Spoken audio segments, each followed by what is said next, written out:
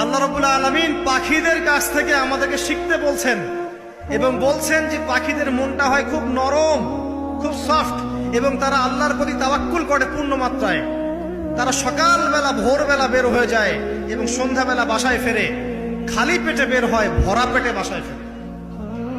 এবং আল্লাহ পাক সবচেয়ে সম্মানিত মৌত যেটা শহীদের মৌত, সেই শহীদদের আত্মাকে আল্লাহ পাক পাখির রূপ দিবেন। তাহলে পাখিটার বিষয়ে একটা ফোকাস করা দরকার আছে না? আচ্ছা, এখানে আসেন। পাখির মন হচ্ছে নরম, মানে পাখির মনটা তাসকিয়া, আত্মশুদ্ধিতে পরিপূর্ণ।